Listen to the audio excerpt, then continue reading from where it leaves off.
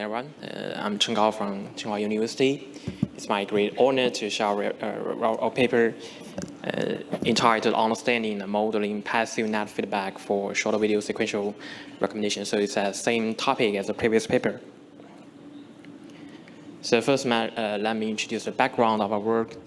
As we know, that in the sequential recommendation is defined as to leverage the user history to recommend the next item. And the traditional methods may consider the traditional positive feedback, such as the click behavior in the traditional YouTube websites and the purchase behavior on the e-commerce websites. But there is a new kind of emerging short video platforms such as TikTok or Kuaishou. They are changing the traditional paradigm of the recommended system. And in these short video platforms, the video behavior is not similar to the traditional feedback. And this kind of feedback not always represent a positive user preference. And specifically in this short video platform, such as TikTok and Kuaishou, there's a new kind of single column layout, and different from the traditional two column layout. And the videos are automatically played, and in this platform, user engagement are always enhanced because the video are automatically played. And in this platform, we can collect a new kind of skipping feedback. Is kind of passive enough feedback, and users passively skip the videos they feel not interested in, and the recommended system further recommended the next videos. So this is kind of new feedback, very interesting. And so we first do some analysis on this new kind of next feedback, and we study the induction number compared with the positive and the traditional active negative feedback. For example, in this picture, it shows a button. The user can click the button to show that he or she does not like the video. So this is kind of active click the button. Okay, this is kind of traditional negative feedback.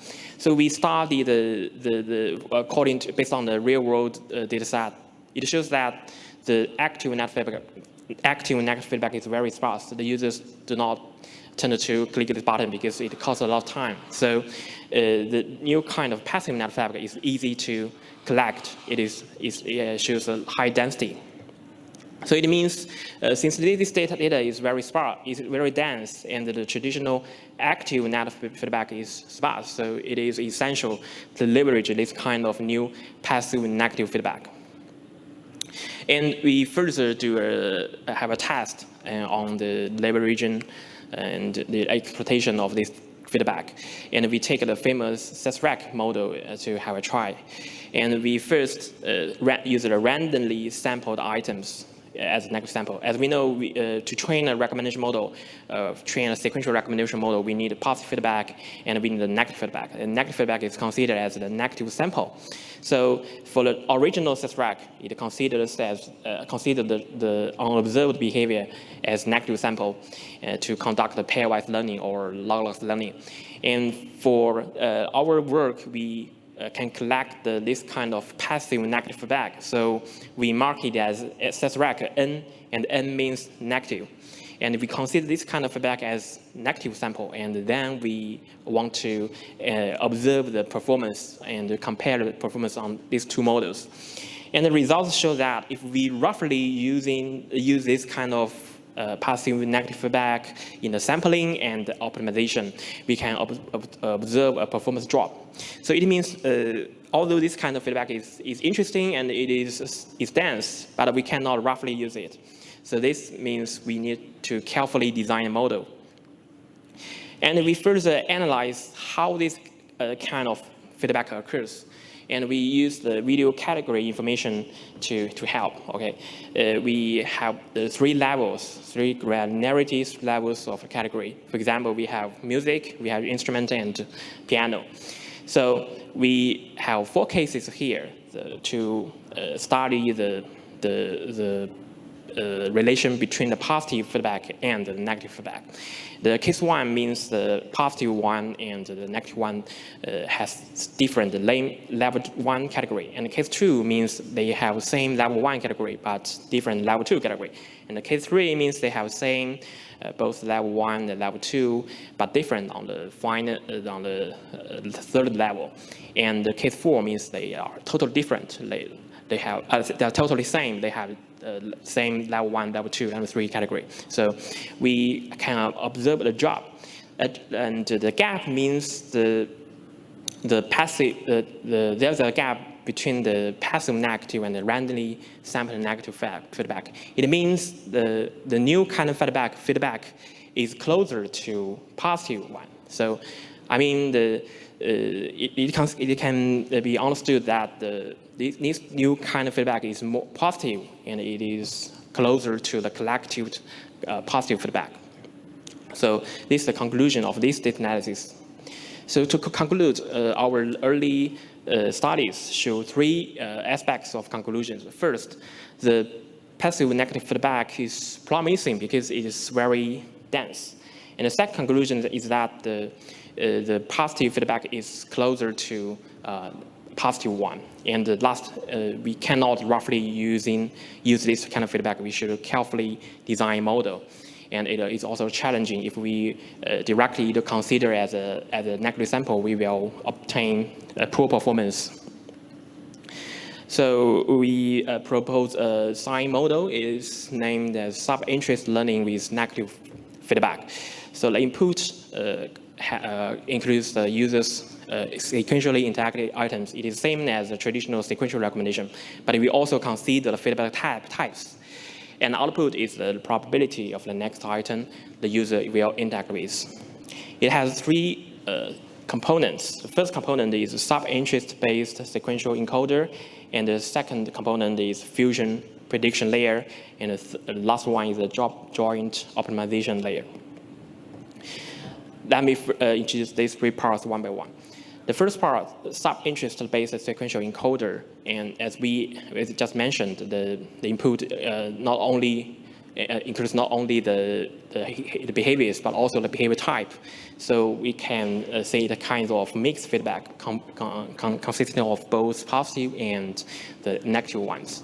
So we have 2 kinds of positive and negative, and we put the item embeddings and the feedback type as the input. But so as we have analyzed, the negative feedback reflects fine-grained user interest. So we propose a sub-interest model here, and we first define the numbers of sub-interest prototypes. The sub-interest types can help us to learn a fine-grained user interest. Here, for each positive feedback, we find a corresponding negative feedback, and the negative feedback is collected according to the timestamp.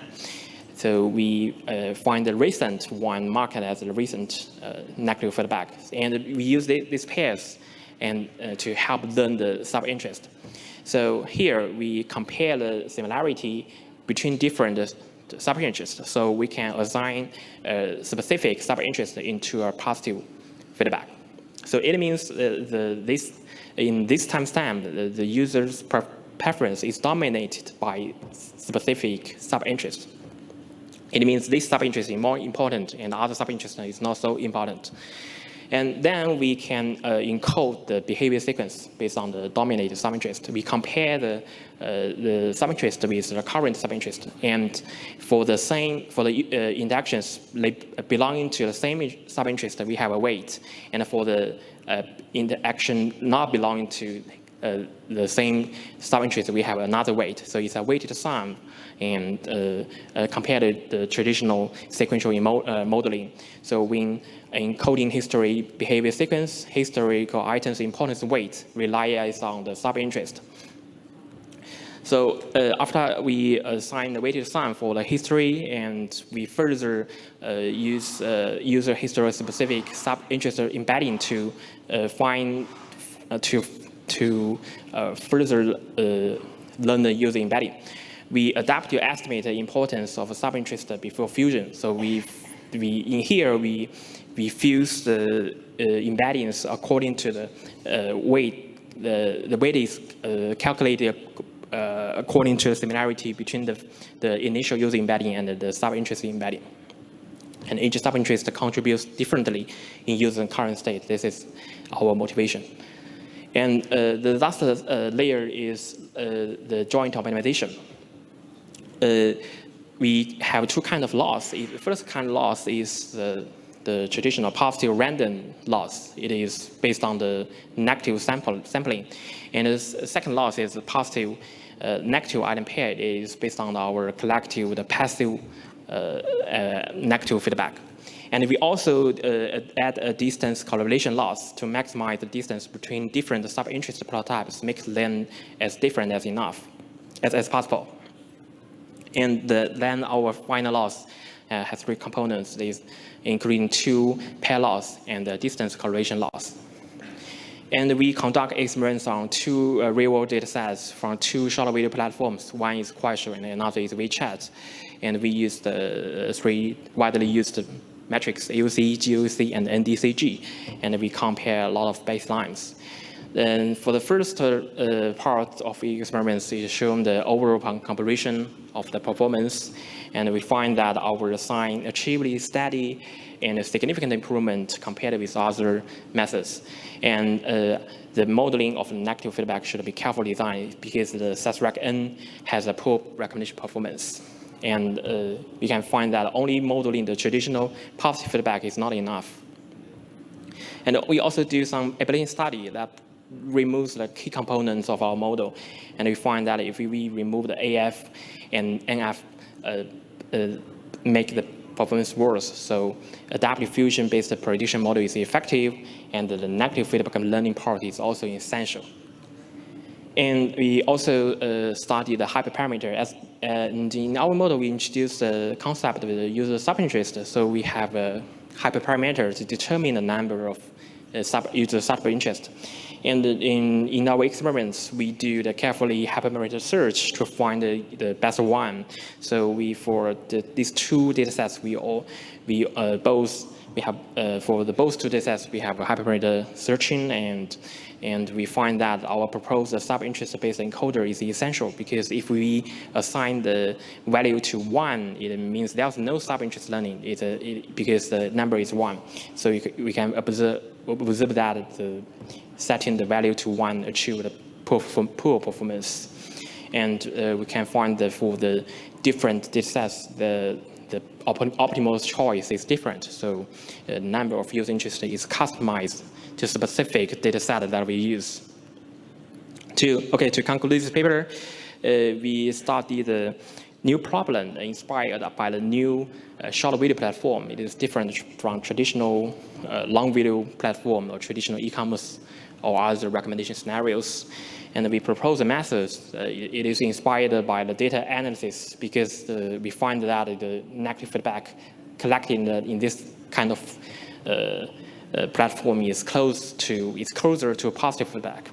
So we design a sub-interest extractor, and then we can model the positive and negative feedback as a mismatch of a specific sub-interest.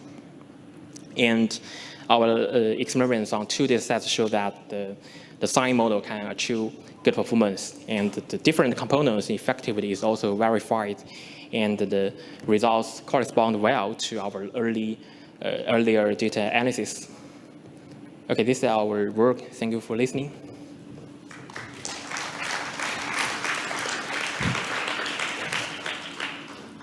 Okay, we have a couple questions online, and we'll go to the one here.